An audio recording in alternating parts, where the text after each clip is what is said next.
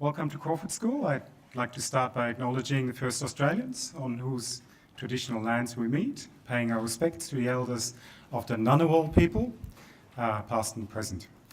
My name is Frank Yotzo. I direct the Centre for Climate Economics and Policy here at Crawford School.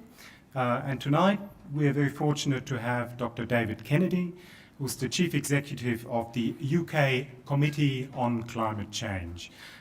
That's an independent body advising the UK government on setting and meeting carbon budgets and on preparing for the impacts of climate change. He's here as a guest of Australia's Climate Change Authority.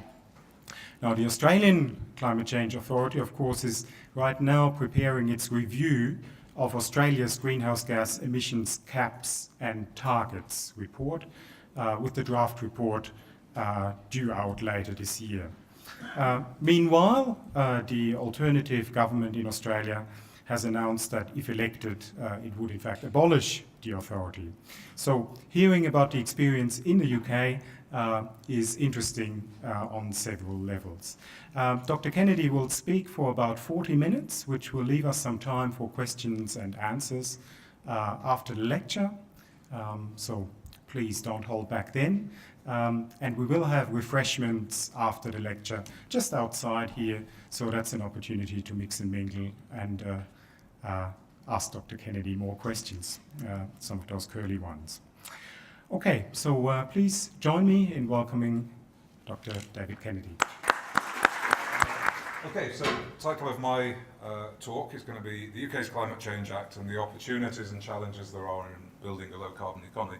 Let me start just by explaining a little bit what my organisation does, and then I'll take you through the things that we've recommended to our government in the UK over the last 5 years or so since we were set up. So we are established under the Climate Change Act. That's a piece of primary legislation that went through our Parliament and was agreed at the end of 2008. And really, the big jobs for my organisation are, first of all, to advise the government on the appropriate ambition for reducing emissions. We advise the government on the long-term ambitions, so that's our 2050 target, which I'll come on to in a minute.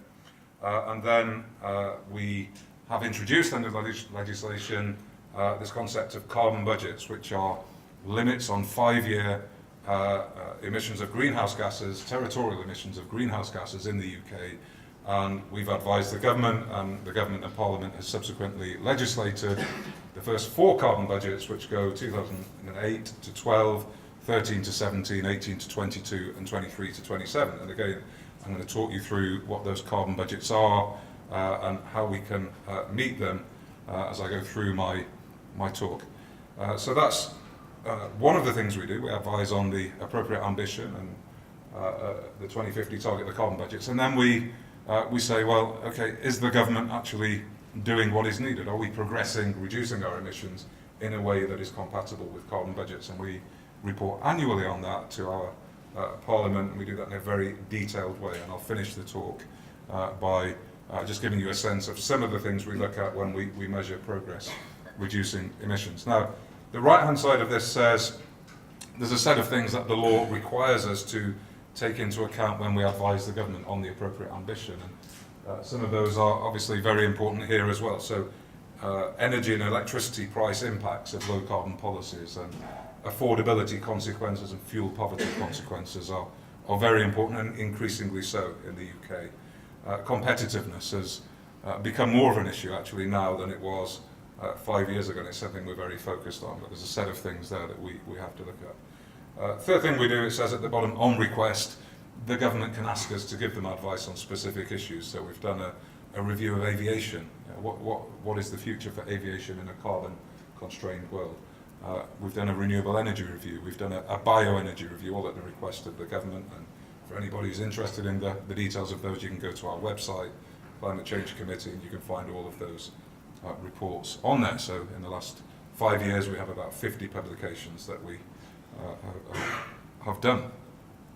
Okay, so that's a bit of background. We're an independent committee, by the way, so we're not part of the government, we're separate from the government. We are a Quango, or the formal term is a non-departmental public body. We have 8 members of the committee. They are technical experts, so it's slightly different from the Climate Change Authority in Australia.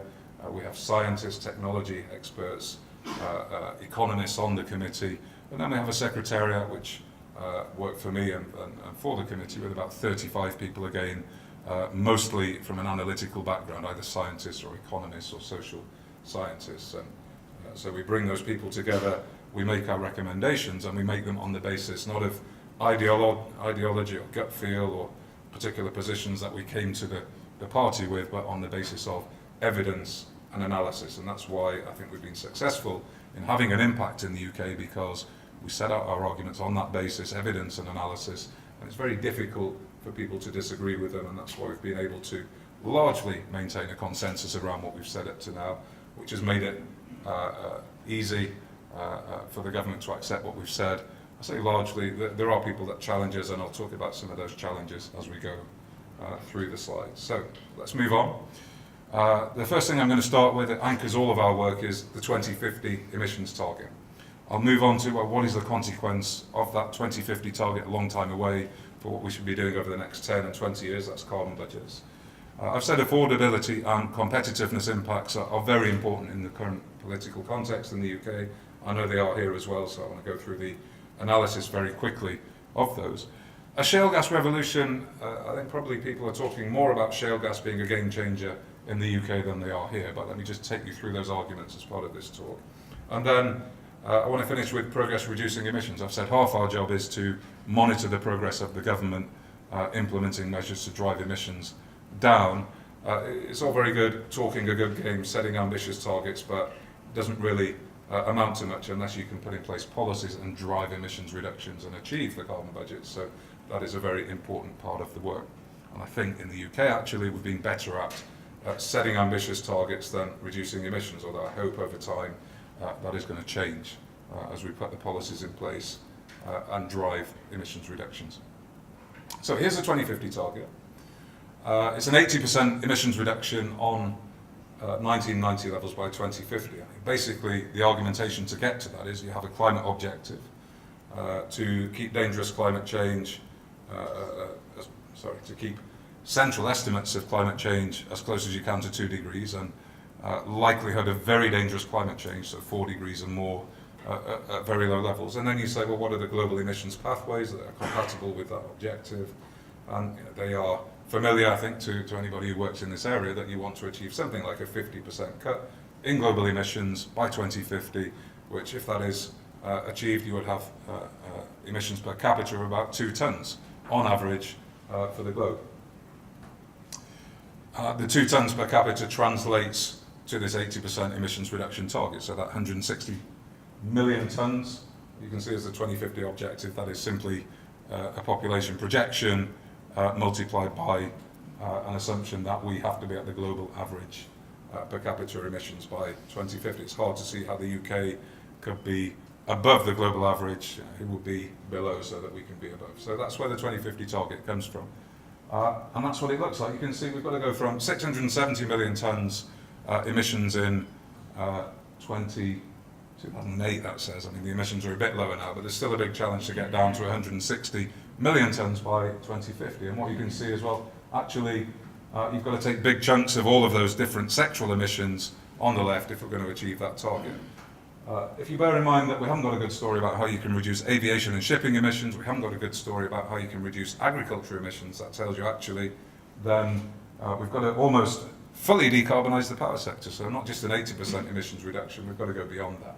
And the same is true of domestic transport, the same is true of heat, industry. Again, there is a highly uncertain story about what we can do in terms of industry emissions reductions going forward. But obviously, big challenge to go from 670 to 160 million tonnes emissions in 2050. Now, 2050, I've said, is very far in the future, but it's very relevant because of the implications it has for what we should be doing over the next decade and 2 decades. Now, there are those people who think, well, the future is so uncertain that we shouldn't do anything at the moment. We should wait till the 2040s.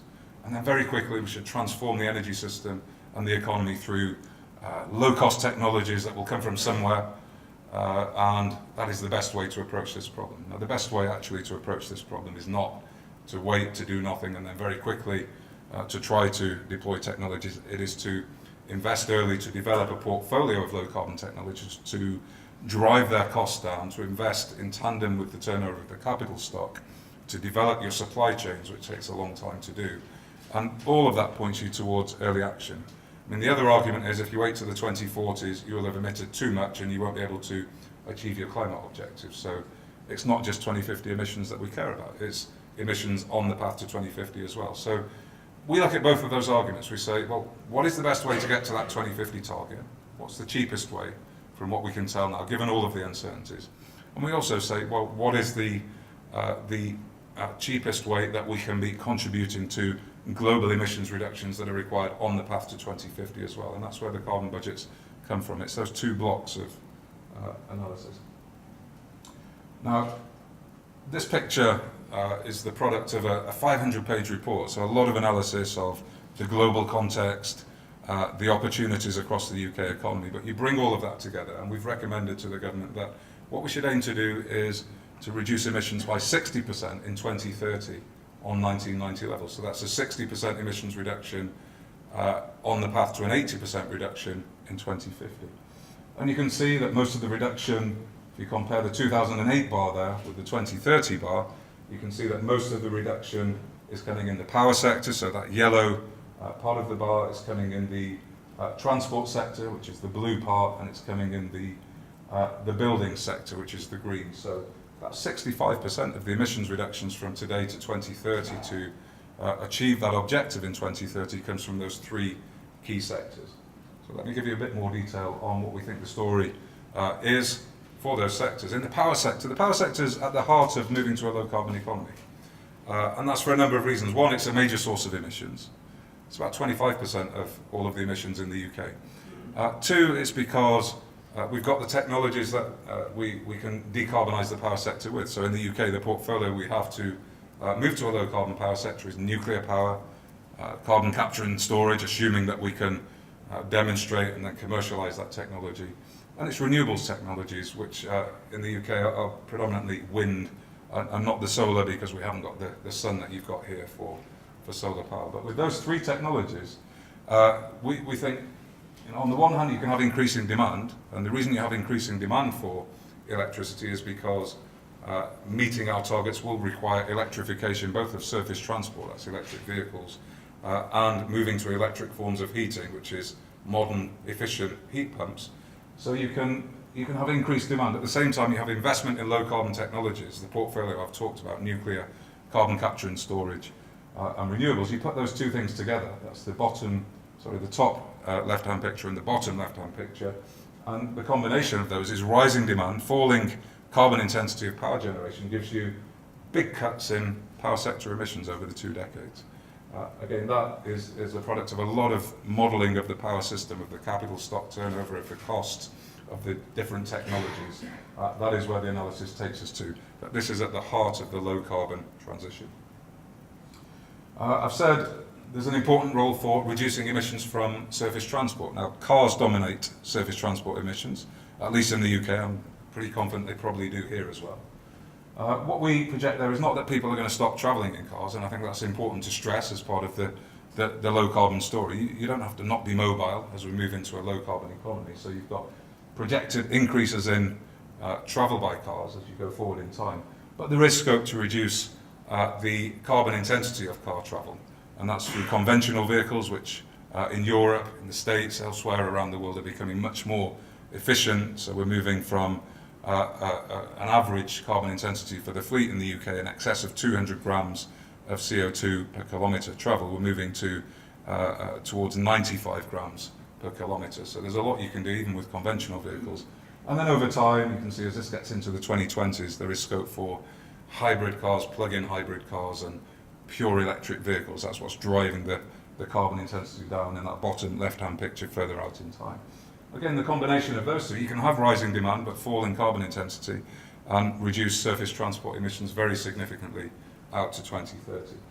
In the interest of time, I'm going to skip over this, but if you look at the slides, this just gives you a snapshot of car purchase behaviour and composition of the mix in our modelling as you get out to 2030. But it is consistent with that story of rising demand, falling carbon intensity coming together to give reductions in surface transport emissions. And then I've said the third sector where you're looking to make big gains is heat in buildings. And what you can see here is, well, we've got the residential sector on the left, we've got the non-residential sector on the right.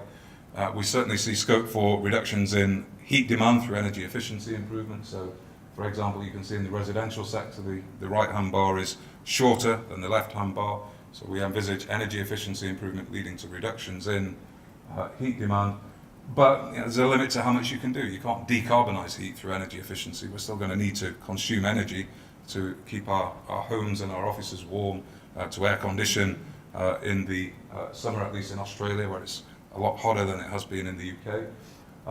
And, well, how can you do that? You need to bring new low-carbon technologies into the mix. And this shows you, again, our modelling of what we think is possible and desirable and what we should aim for in the UK in terms of the use of air source heat pumps, ground source heat pumps, and also biomass for heating in both of those sectors. So that's the red and the orange and the green and the blue, telling you what we think is achievable and desirable in terms of changing our heat supply over the next 2 decades. I'll come back to that picture. So all of those power sector story, the surface transport story, the changing mix of heat generation, the energy efficiency improvement, that's all built into this 2030 bar there, the 60% emissions cut on 1990 levels. And that is the basis for the fourth carbon budget, which covers the period 2023 to 27. And you can see it there.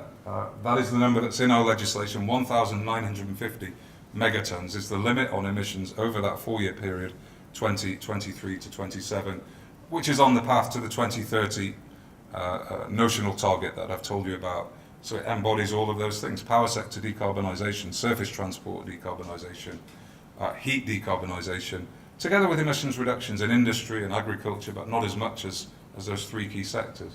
But that is what we're actually committed to now in the legislation. It wasn't easy to get that number in the legislation. We were arguing for it in the middle of a recession where people were saying, well, surely we ought to take our foot off the pedal, wait till we get an economic recovery, wait till we've got more money and then invest. But we made the arguments about the case for early action, the case for investment in a portfolio of technologies, that this is the best way of proceeding from an economic perspective. And those arguments were won, and that went into the legislation.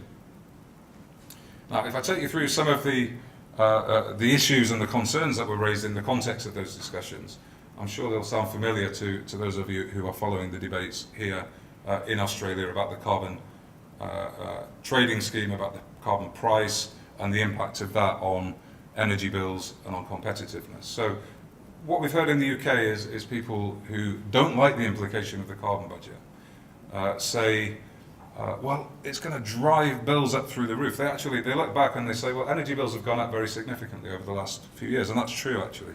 Energy bills have gone up from about £800 in the UK to £1,200 for the typical household, and that's really mostly because of gas price increases in the international market, which have fed through to higher electricity prices, and they've fed through to higher heat prices as well.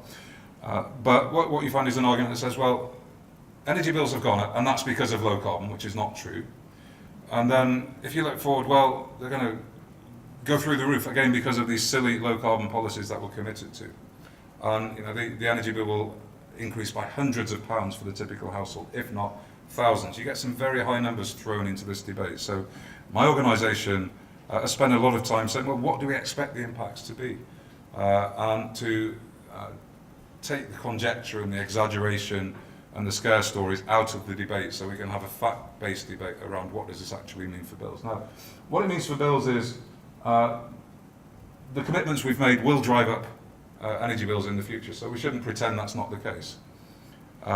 They will drive up energy bills because of a carbon price that we have in the UK, which will drive bills up over the next 10 years by about £30 for the typical household. And by the way, the carbon price we are committed to in the UK is a bigger carbon price than in Australia. So we are moving towards £30 a tonne in 2020, so about $45. I think people here are talking about $25 in 2020. That's going to add £30 a tonne, £30 a household in the UK, relative to a bill of about £1,200. So it's a kind of 2 to 3% impact is what you're talking about. It's not 50, it's not 100%. Then what we're doing in the UK is a very significant investment program across the range of low carbon technologies, some of which are very expensive just because they are not mature technologies. So offshore wind, for example, carbon capture and storage, and that's going to be paid for by an uplift on consumer bills, and that uplift is going to add around £70 to consumer bills. So you put those together, the set of low carbon policies in the UK is going to add about £100 in 10 years' time to the typical household bill. It's 100 out of a bill which is 1,200 at the moment, so it's about something between 5 and 10%. And what you can see on the right-hand side of the picture, actually, well, you could offset that impact through energy efficiency improvement. There's replacing inefficient boilers with efficient boilers will benefit the typical household by £35. There's a whole set of things you can do around insulation of buildings, purchase of efficient appliances, and using those in an efficient way, and use of heating controls in an efficient way. And if you do all of those things, well, you can more than offset the impact. And you've got to be careful of saying, well, so the low carbon programme has no impact on consumers, because there are big challenges in delivering energy efficiency improvement. But you can say, well, it's not hundreds of pounds, it's not thousands of pounds. The impact in a worst case is that this will add £100 to people's bills. There are benefits to accepting that £100, which I'll come on to in a minute, but it will add £100 no more to people's bills. And if we're successful with energy efficiency improvement, then we can offset that impact, and actually we can reduce bills relative to what they are currently. So I think my summary on household impacts is that we shouldn't pretend there aren't any, but what there will be, what we project, is manageable. It isn't a reason not to invest in low carbon technologies. And I think probably the same is true, or more true in Australia, because the impacts will be smaller. I think the impacts you're looking at are the kind of 2 to 3% on the typical household bill, rather than the 5 to 10% that we're looking at in the UK, because we are financing very ambitious renewables programs and carbon capture and storage in a way that you're not doing here in this country. Okay, so the second thing is competitiveness. And again, the extreme argument, the scaremongering argument, is low carbon policies are going to close down the whole of the UK economy, going to drive our industry to other countries, and again, we've got to stop these policies altogether. And you say, well, what are the facts on this? I mean, the industries that you worry about are energy intensive industries. It's not the whole of industry. So in the UK, we've got a manufacturing share in total GDP of about 15%. You're not worried about that whole 15%. I know Australia has a bigger manufacturing base, but you're not worried about all of it. You're worried about a particular set of industries which are both energy intensive and which compete in global markets. And you put those two together, well, the energy intensive industries in the UK which compete in global markets, I've got them here, they account for about 1% of GDP in the UK and about 1% of employment as well. And that's not to say we don't care about them, they're unimportant, they're only 1%, but let's be clear, it's not the whole of the economy, it's not all of manufacturing, which is 15% of the economy. It is a proportion of that we are concerned about. Now those industries are important in themselves, they're important often in a local economy context as well, where iron and steel, for example, the whole of local economies in parts of the UK are dependent on the iron and steel industry. So it's important to understand, first of all, what are you worried about? And it's a small section within overall manufacturing industry. And then it's important to understand, well, what do we expect to happen to the cost of those industries through the various policies? So the carbon tax, the carbon price in this country. In our country, it's the EU emissions trading scheme that we're worried about, and it's the rising electricity price. And then you say, well, can they pass any of those costs through? In which case you're worried less about the impact on those industries. And if you can't pass costs through, you say, well, what is it that you have to do in terms of compensation to those industries in order to feel confident that you are not going to have them driven into other countries, which nobody wants to drive the industry in their country abroad to another country. That doesn't make economic sense, doesn't make sense from an emissions perspective either. So our conclusions here are, well, there is a set of industries, you do worry about them, but there are things you can do in order to mitigate the impact. So you can give free allowances within a cap and trade scheme, which is what happens at the European level. And that mitigates most of the impact. It leaves you with a few industries that are subject to rising electricity prices that you worry about. And those in the UK are iron and steel, it's aluminium, it's parts of the chemicals industry, it's possibly parts of the pulp and paper industry.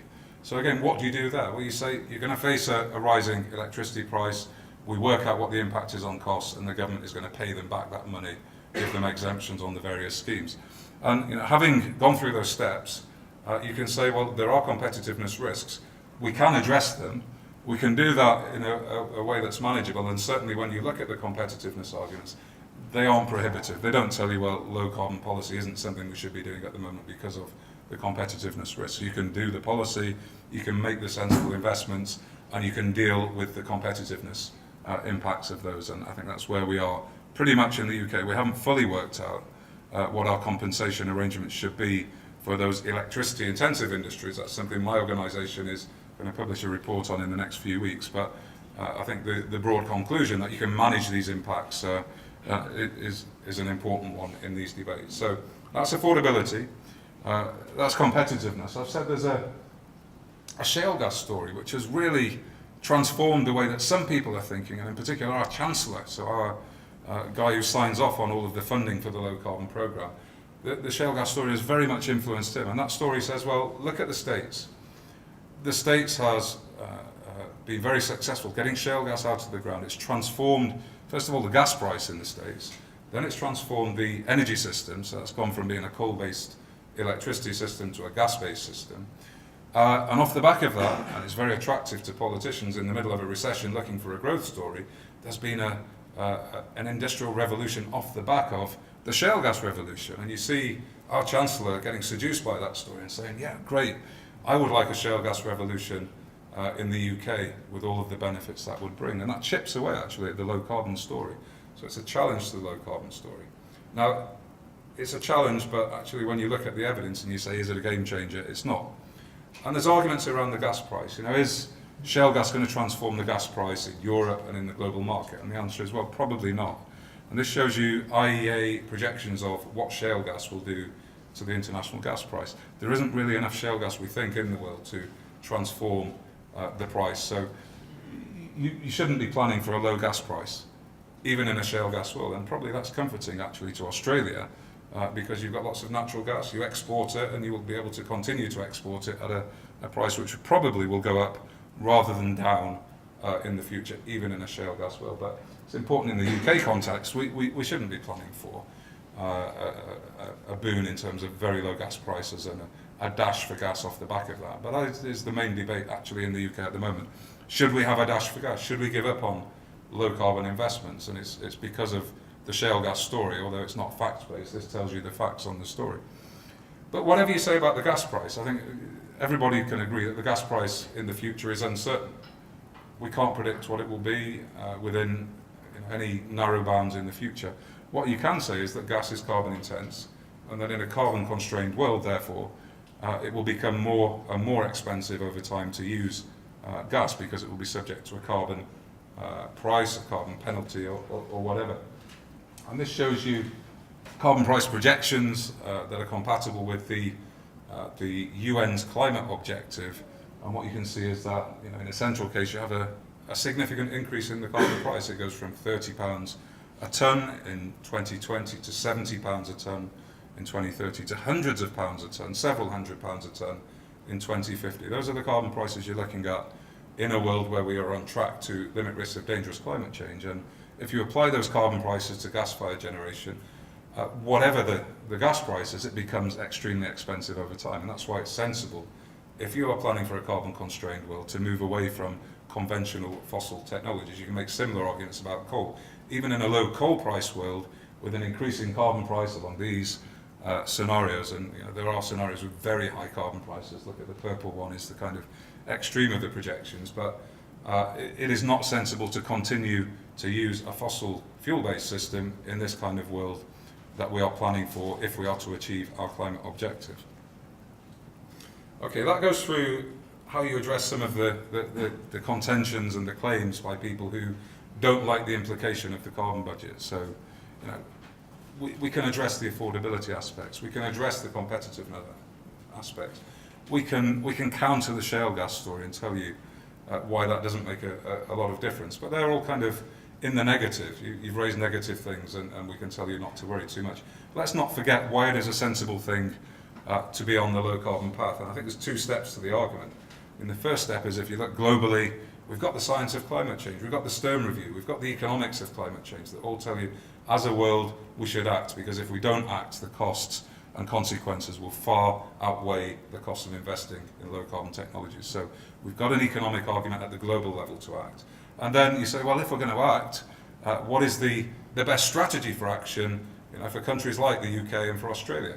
And the analysis says, well, if we're moving to that world, which is carbon constrained with the rising carbon price I've shown you, then the best thing to do is to plan, is to act early, is to invest as the capital stock turns over, to develop a portfolio of technologies and industries to produce those technologies, and move over time in a balanced way to a low carbon energy system, rather than to say, well, let's ignore that for now, let's wait till 2030, let's do nothing, let's continue as business as usual, and then let's very quickly try and transform the energy system over a short period of time, 20 years, with very high build rates, with technologies that we haven't developed, with industries that we haven't invested in. That can only be a high-cost way of achieving an objective. So you've got the high-level argument that we should act as a world, and then you've got well, what does it mean for particular countries? Should we act early? Should we wait? Well, we should act early. That's a sensible economic thing to do. And the way that you can think, the way that we think about investment in low-carbon technologies is it's building a resilient energy system, one that you can show is a sensible thing to do across the range of risks we face around technology costs and future fossil fuel prices and carbon prices. So it's building a resilient energy system. It's taking insurance out. It's taking insurance against a whole set of risks that we face at the moment. One being dangerous climate change, and two being the risk of rising energy bills. So given those risks, I think most people in their daily lives say, I face a risk, I would like to pay an amount of money to insure against those risks. It's the same principle here. It's an investment in a low carbon energy system that limits the risks related to climate change, rising energy bills, rising energy prices. So that is the case for action. You've got all these positive arguments. There are things that you get on affordability and competitiveness. You can deal with all of those arguments. So you've got a very positive story, and you can say there are things you worry about. We worry about them as well. But when you look into them, those things are manageable, and you put that together, you've got a very coherent narrative and a set of policies that follow from that narrative, from the carbon budgets that are legislated, and that's where we are in the UK, although there is a lot of debate because times are difficult, because people are worried about the economy and growth and coming back to growth and anything that might be a drag on the return to growth. They're worried about falling real incomes with the inflation that we have here in the UK, but you also have here. Okay. Frank has given me the 10-minute signal, so that is where we are. That is the positive arguments. That they are debated and discussed, and it's right that people raise questions and that we have answers for them, but there aren't any questions that people have raised that make you think, oh yeah, we've got it wrong, the 80% target is no longer appropriate, the carbon budgets are no longer appropriate. They are appropriate, and you can ask the questions, you can answer them in a way that shows we are still on a sensible path, even in the difficult economic times that we're in. Okay, let me move on and say that's all about how you set your ambition, ambitious targets. But I've said it's no good setting ambitious targets, but then failing to deliver them. That would undermine the credibility of the whole process. So it's essential that we don't just set targets, but we put in place policies, that we introduce new incentives, that we get investments in low carbon technologies, that we get changes in behaviour. So this shows you, well, what's happened to emissions in the UK. We've been talking about climate change. We've had policies for a long time, actually, going back 10 years or more. But what you can see is the blue there shows you, well, emissions have fluctuated a little bit as you go before the recession. They fell in 2009, and that was because of the recession. So you have a fall in GDP, you have a fall in energy demand, you have a fall in emissions. But that doesn't mean you're succeeding with your low carbon policies. We're not hopefully looking forward to further recession and further reductions in GDP in the future to drive our emissions reductions. So you've got to tell a story that we're going to return to growth, which is an objective that pretty much everybody signs up to, or most people, and at the same time reduce emissions. But emissions went down in the recession, then they go up and down because of the weather. So we had a very cold winter in 2010, which is why emissions went up to heat homes in particular. They went back down actually in 2011. It doesn't show you this on that picture, but that was because of the weather. It wasn't because of anything else. And if you look at the underlying progress, so you do decomposition analysis about why emissions have changed. Well, the impact of policies would, if we didn't improve that impact, keep you on the red dotted line. So slightly reducing emissions into the future as we return to growth, whereas what we need to achieve is the green dotted line. So we've said, and we called our first report to Parliament, the need for a step change in the pace of emissions reductions. If we carry on as we have been in the last few years, then we are not going to achieve our targets. It needs something different. What we do is not just look at overall emissions in the economy, because I've said it's very difficult to say anything meaningful if all you look at is emissions. You can say, are they within budgeted levels or not, but you can't say, well, why have they moved in a certain way? Is it the macroeconomy, is it the weather, or is it the implementation of measures? So what we've done as we report progress to Parliament, we've developed a whole set of indicators that things that represent measures and milestones, parts of the project cycle that have to be achieved, so we can feel confident that all of the things are going to happen that have to happen in order to meet carbon budgets. So we've got indicators for wind generation coming on the system over time. That's what these pictures show you there. We need to very significantly increase the level of wind generation coming on the system, both as regards onshore wind and offshore wind. So you can see we've had some investment in those things, but we need a lot more over time. I'm not going to go into the details of, well, have we got a good chance of stepping up the ambition there? But that is a question that we ask and answer as part of our work and our reporting to Parliament. We look at the other technologies. We say for carbon capture and storage, it's clearly a key technology. We have a set of milestones around what has to happen with carbon capture and storage demonstration. When do we have to award funding for projects? When do those have to go into construction? When do we expect them to come onto the system? When do we then move forward with the next projects as part of a commercialisation strategy? The same for nuclear. There's a set of things that have to happen in the UK in order that nuclear investment can go forward, and all of those we monitor. We're making some progress there. We may be able to announce that we've signed a contract for the first nuclear investment in the next few weeks. I hope that's the case, but that gives you a sense of all of the things you need to look at as you are trying to understand, are we progressing or not? There's a whole set of things that have to happen across the different sectors. We look at buildings. This just shows you, well, what's been happening with insulation in the UK. And again, you can see we've had some success on loft and cavity wall insulation, but we need to do a lot more, which is the kink in the blue line there. That shows you we need a step change in the pace of loft and cavity wall insulation. You can see we've done hardly any solid wall insulation, so we need to do more there. You can see renewable heat. Well, the rate of progress on renewable heat is very low relative to what's needed to meet the carbon budgets. And all of that takes us as the Committee on Climate Change to say to the government, not just that you need to do more, but you need new policies, and here's at a high level what those policies should look like, and that's our job in the UK. We've said we should reform the electricity markets. We've said we should have new approaches to energy efficiency improvement. We've said we need incentives to invest in renewable heat, and we set out what we think should happen there, and the government up to now has accepted all our advice and has legislated the carbon budgets and put these new policies in place. So the step change that we need, I hope that over the next 2 and 3 years, as those policies start to be implemented and kick in, we will make that step change. So we're setting ourselves up well in the UK now to start to get on the downward path for emissions reductions.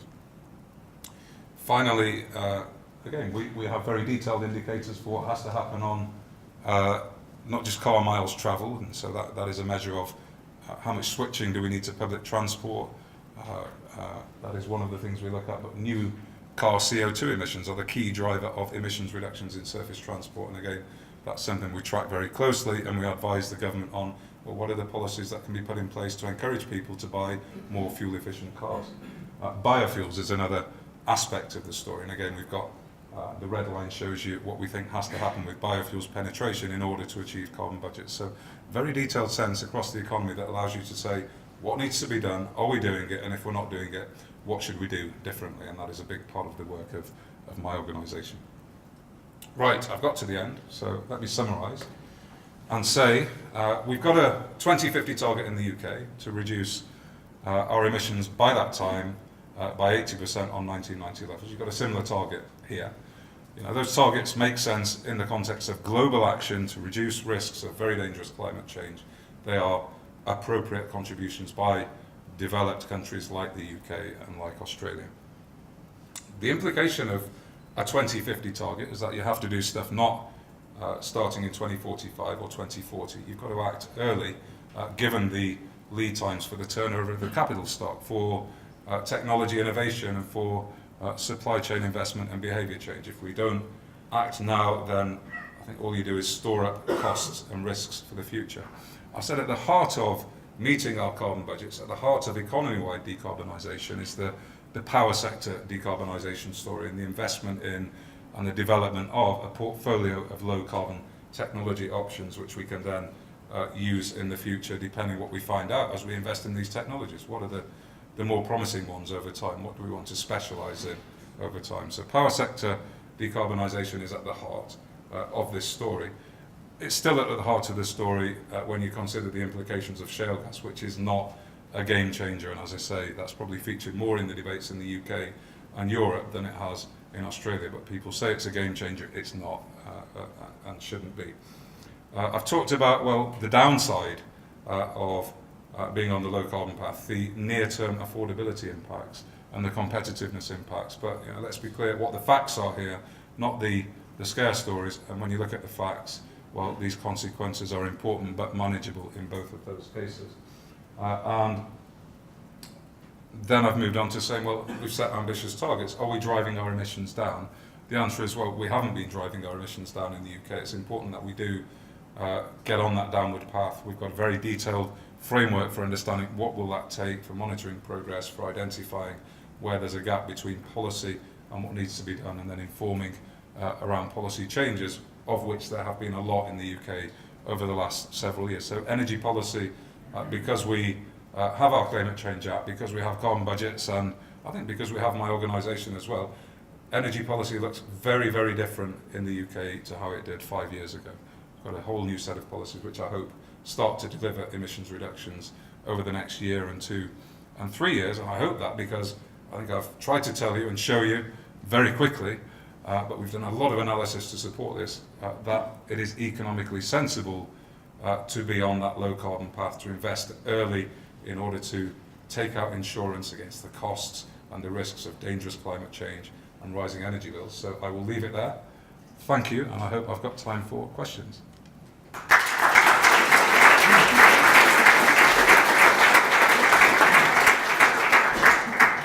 Thank you very much, David. We've got about 10 to 15 minutes for questions, and I might just kick off by asking you about the role of international emission reduction units in the strategies that you described.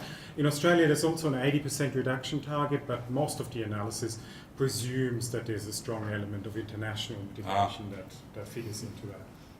Okay, well, we're in a slightly different place, and certainly before the Climate Change Committee was set up, the conventional wisdom in the government was, well, we'll set caps and we'll have international trading, and it doesn't really matter where we do the emissions reductions, and probably we'll buy lots of this in. Now, the way we thought about this, well, if you look at 2050 and you say, should we plan to meet the 2050 target through the purchase of credits in the global market, well, you've got to answer the question, well, who's going to be selling? And it's not clear who will be selling, because all countries will have a binding carbon constraint, and anything that comes into the global market will be very expensive over time. So it's not right to say we can plan for the purchase of very cheap credits 4 decades into the future. All of the modelling says that buying credits will cost you hundreds of pounds, hundreds of dollars a tonne further out into the future. Now, if that's where you're going to head in 2050, well, it has implications again for what you do now. You can't have a strategy which says, well, we'll buy emissions reductions in over the next 10 years and 20 years, and then suddenly transform the energy system domestically. I mean, that isn't a plausible strategy. So, there has to be a big element of domestic emissions reduction over the next 10 and 20 years. Now, it doesn't mean that at the margin the purchase of credits is a bad thing. I think it's useful, certainly, to have the option to do that, the flexibilities, if there are cheap credits around, to buy those. But it shouldn't distract from the things where there's a path dependency. If you don't invest in a portfolio of low carbon power generation technologies, well, you won't have that portfolio in the future, so you need to do it. If you don't invest in electric vehicles and start to develop that market, well, again, you can't suddenly switch it on overnight. For all of those reasons, there is a role for credits, but it's not central in terms of meeting carbon budgets in the UK. I don't think it should be the central means in other countries either. I think we have a question back on the left, and then Thanks, Dr. Kennedy, for that address, and it's one that's giving a bit of promise, I must say, to some of the others, to leave quite a bit of a gap about how we might approach reduced emissions. But given that you would have had these original plans, etc., in a more Labor factor or government to start with, and it has moved now to a more Conservative government, which may be something that we're looking to in this country, perhaps, and given the introduction of the comments that perhaps our carbon focus may close down. You might see a number of people moving to the UK with that sort of interest for your plans. But what were the real issues that convinced the new government, the more conservative government, to stay with this and not abandon it, this strategy? Yeah, I mean, the political situation has changed around our carbon budget. So there was a consensus that was across all of the parties back in 2008. There was only 3 MPs who didn't support the Climate Change Act out of 500 or 600. One of them apparently has been here. It's called Peter Lilly. So, but there were not many people like Peter Lilly around in the UK in 2008. Now, we've had a change of government. We've had also a recession, a very difficult economic situation, and a sense at the centre of government, they're not climate skeptics, but a sense that, well, we've cut spending on everything else, shouldn't we be changing our ambition on the low carbon programme? It's just a kind of anxiety that manifests itself in that respect in the low carbon space. Now, the way we've steered through that, and actually what's happened is, even with that anxiety and with the changed economic context and the political response to that, we've still had ambitious targets being legislated. So this was in 2011, there was a lot of debate, but at the end of the day we legislated them. And second, we've had a lot of funding committed even recently. So a few months ago the government said, well, we will commit an increasing amount to support investment in low carbon power generation, rising to £8 billion annually as we get to 2020 and then going right through the 2020s. So even in those difficult circumstances the government has held firm. There is dissent within the government, so there are debates. You get the right wing of our Conservative Party, you get the Chancellor of the Exchequer who are not really bought into this, and then you get the centre who can see the economic case and the international diplomacy case as well for still acting early in the way that I've described. But we've had to work harder to get agreement on the things that we could have, basically with a high degree of consensus following the Stern review and a great deal of optimism, you could almost have stuff rubber stamped at that stage. But that isn't the case anymore. The questions are being asked around, well, why should we act now rather than later? What is the cost and benefit of acting now from an economic perspective? Let's look at the cold, hard economics of this rather than, this is the UK leading and saving the world, which is no longer credible as a motivation. But, tell us why we should act now, not later. And I'm worried about affordability. You tell me what is the affordability story and why I shouldn't worry about that. You tell me the story about competitiveness. You tell me the story about shale gas. And that's what all of our work is at the moment. It's making these economic arguments both about the benefits of being on an early action path and the things that people worry about being manageable. So we've had to work a lot harder in that sense. But I think that's good because we've got a more credible narrative than we did have. And that is a good thing. People are asking legitimate questions and we have to have answers for them, and that is the focus of what we've been doing in the last couple of years. And if you wouldn't mind introducing yourself just as you ask your question. Hugh. Hi, my name's Hugh Sadler. I've a somewhat detailed question about your modelling at the beginning of your lecture about the low emission energy system by 2050. You had the power generation sector and transport, and then you had heat. But it seemed to be mainly about heat in buildings, and I'm not sure you said anything explicitly about process heat for those industries, which you did mention later on in your lecture, which I've always thought when I've been doing this sort of work, it's quite challenging. Where are you going to get the heat to make steel from? Where are you going to get the heat to make cement from, and so on? Yeah. Now, the industry story is a difficult one, and so you can be more confident about power sector decarbonisation and moving to low carbon heat in buildings and whatever. I think that there's a set of options. Carbon capture and storage for energy intensive industry is a very promising option.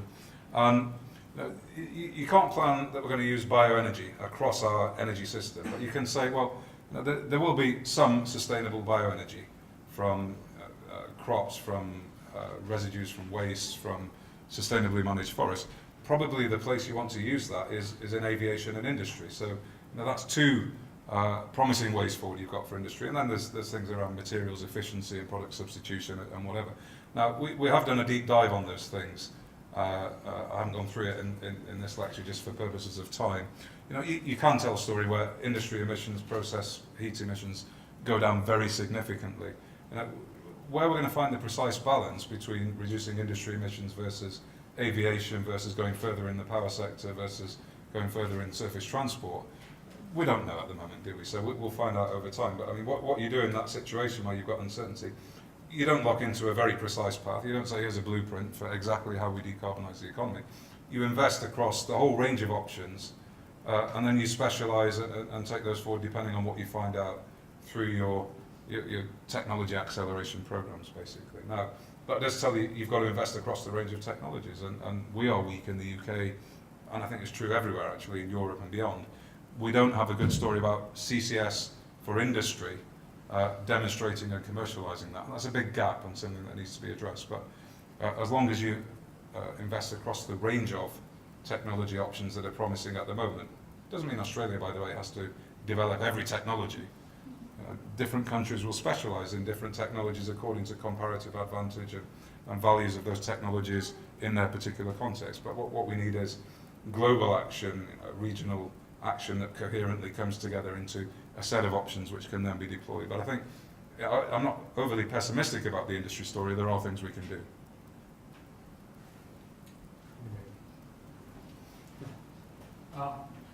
Yeah, Barry, and then behind there. It's okay. Barry North.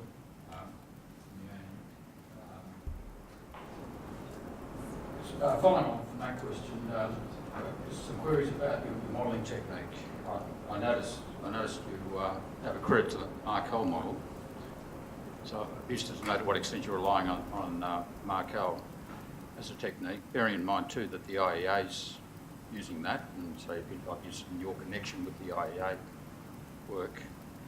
And then I think a problem that arises once you look at the problem on an international scale is a problem of carbon leakage, and that's not something that's easily dealt with using Markel, but we've got a history of using general equilibrium modelling to try and get a handle on that. To what extent have you tried to look at the international adjustment as distinct from the UK adjustment using the modelling techniques that you have? I mean, Markel, we have used probably a long time ago. It's not central to what we do now, and I think Markel is useful for identifying patterns of things that are robust across scenarios without telling you precisely what you should be doing over the next 10 and 20 years. So the Markel is good at illustrating the power sector decarbonisation story, for example. It's good at showing you where some of the trade-offs are across the sectors, but it's not granular enough to really work out what you should be doing in terms of the carbon budget. So we've moved on from that. What we do is very detailed sectoral models. We've got a model of each sector of the economy there.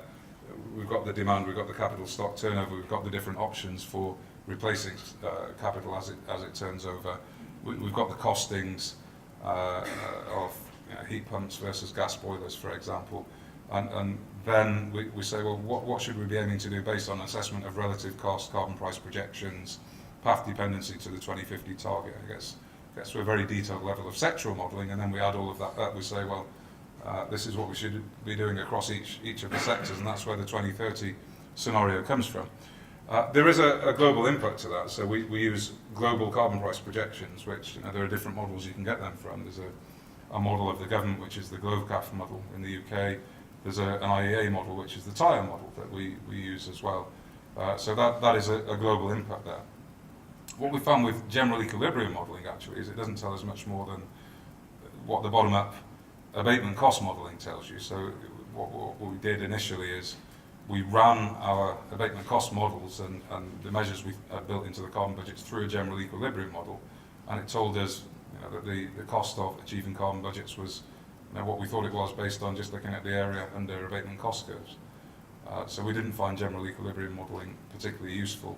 In terms of leakage, I've said, well, you've got to design approaches which don't result in leakage, and so we haven't tried to model leakage. We've assumed it's a bad thing, and that you should stop it happening through, for example, giving free allowances in a cap and trade scheme and offsetting electricity price impacts. We might take the next two questions together. Nicholas Godden, Department of Climate Change and Energy Efficiency. I just had a question on how sort of the Climate Change Committee places itself within the sort of UK policy mix, both in terms of how you work with devolved administrations, although I know our sort of CCA has sort of yet to do that or has a remit to, and also how you place yourself internationally. What do you see your role I know you're obviously here, but do you have any role in sort of the UNFCCC or to go out to other institutions and sort of not step on the toes of your sort of foreign affairs areas? Okay, short answers to those. I mean, we do work closely with the devolved governments in the UK, so we work closely with Wales, Northern Ireland and Scotland. We're required to do that under the Climate Change Act anyway. But in addition, in Scotland in particular, which is the biggest of the devolved administrations, we are their statutory advisor, so they have their own legislation for Scotland. They have their own independent committee on climate change, and we are that body who advise them. So we work very closely there. Internationally, I mean, we haven't been involved in the UNFCCC negotiations directly. We have recommended to the government what the UK negotiating position should be, and the position has been what we've recommended. In whether there is a role for us internationally, coming to share the experience that we've got in the UK, and we do have a lot of experience now, I think that's what we're looking at. So that's why it's interesting for me to come to Australia to share experience, but also to learn what's happening here. So I think we haven't been very big internationally in the past. We may be bigger and travelling a bit more in the future. And a final question. You spoke quite a bit about the benefits of early action, and that will be partly driven by the EU ETS. But at the moment, the EU ETS price is relatively low, and the European Commission has released a number of different structural measures that could potentially address that. I was just wondering what your position and the UK's position is on those structural measures proposals, and also how you see that whole issue playing out. Well, I mean, you're right that the incentives to invest in low carbon technologies, or even just to switch fuels with coal to gas in the power system with the existing stock, the incentives are very weak, given where we are with the carbon price. And the carbon price is low because of the recession, that the cap was set not anticipating the recession, so there's a lot of headroom in it. You don't really need to do anything to beat the cap. In the UK, well, we've recognised that, and our energy policy is not about relying on the EU ETS carbon price to drive power sector decarbonisation, which is the key thing we're trying to do at the moment. We are reforming the electricity market and intervening in that to promote low carbon investment. So we have adapted our energy policy to reflect what's happening in the EU emissions trading scheme. Now, having said that, we don't want to be too far out of line with Europe. We don't want to be decarbonising in a context where Europe is doing nothing. So it's very important that Europe takes action to tighten the cap, drive up the carbon price, which will reinforce what we're trying to do in the UK. In terms of the specific measures, well, I mean, the key thing is possibly not now to tighten the cap for 2020. It's to set a very ambitious greenhouse gas target for the European Union for 2030. Within that, an ambitious EU emissions trading scheme cap, which will drive a carbon price, and probably to complement that, some kind of target for decarbonising the power sector as well, whether it's a renewables target or a low carbon target, is to be debated and discussed. And you want targets for other areas as well, whether it's energy efficiency improvement, whether it's new car emissions. Now, with that kind of package, you would feel that Europe will be on the right path, UK within that, but Europe more generally will be on the right path, and that will make a useful contribution to getting a global deal together with action in China, and hopefully the States will have a more positive stance going forward, and whatever. I mean, just in terms of headline numbers, I hope that the EU is going to move towards a situation where it commits to a 2030 emissions reduction of about 50% by 2030 on 1990 levels. And I think if they do that, together with similar pledges in developed countries and some action in China, albeit not as much in terms of absolute emissions cuts, then I think the climate objective is still in play, and you've got a very positive story to tell. It's highly uncertain what's going to happen, obviously, in a global deal. You can't predict now. I think it's hard to imagine a world where you don't have a deal at some point, where you don't have a carbon constraint that becomes increasingly tight over time. The question for me is, when do we get that kind of deal? Will it be 2015 or later? But if that's the case, if we are going to live in a carbon constrained world, even if you get there a bit later, the early action is still a sensible thing to do. It saves you money in the longer term. Okay, that brings us to a close. Please join us for refreshments outside, and thank David Kennedy.